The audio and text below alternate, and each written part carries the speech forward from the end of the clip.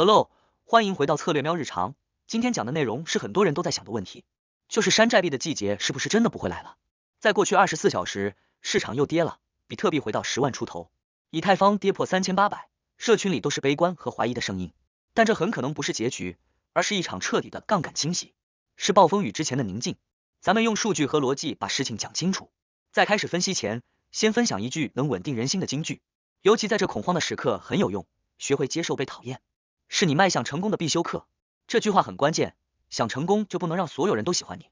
在投资市场也是，坚持自己判断时肯定会有质疑和嘲讽，但重要的是清楚自己的目标和策略。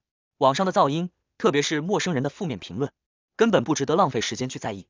成功的人圈子里都是乐观、积极、互相支持的人，过滤掉噪音，专注自己的计划，这才是正确的心态。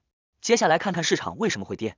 昨天有 FOMC 确认降息、会面等这么多利好消息，市场却不涨反跌。核心原因就是市场要清洗掉过多的杠杆多头。过去24小时，市场才波动4%到5%，全网就有超过11亿美元的多头杠杆仓位被爆仓清算。这说明很多人抱着赌一把的心态，可能前几次交易亏了钱，就想在这次铁底上重仓杠杆做多，一把翻本，这和赌徒没区别。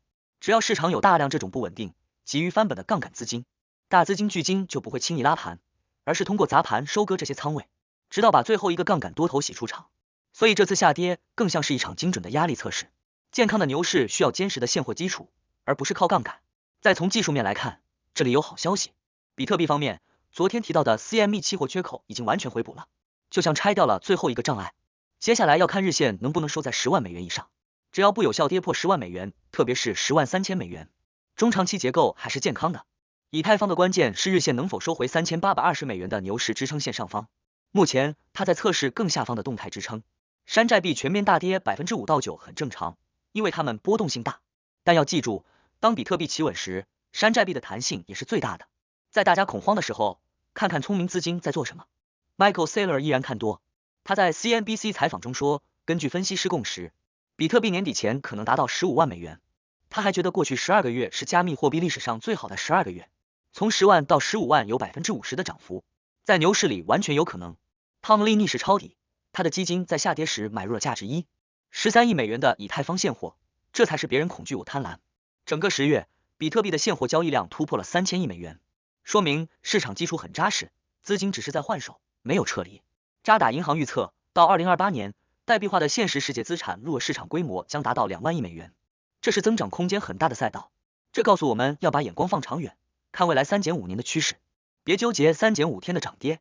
总结一下，我认为现在的下跌是必要的清算和洗盘，等最后一个用高杠杆的投机者被清出市场，山寨币季节不会来成了大家都认同的说法时，市场轻装上阵，真正的拉升可能就突然开始了。我做个小调查，你当前的状态是怎样的呢？ A 极度乐观，正在逢低买入，等待暴涨。 B 谨慎观望，等市场企稳后再行动。 C 非常悲观，认为牛市已经结束，准备离场。很想知道你的选择和看法，在评论区告诉我吧。如果这期影片帮助你在恐慌中看清了局势，请务必帮我点个赞，订阅频道并开启小铃铛。市场总在绝望中诞生希望，我们下期再见，拜拜。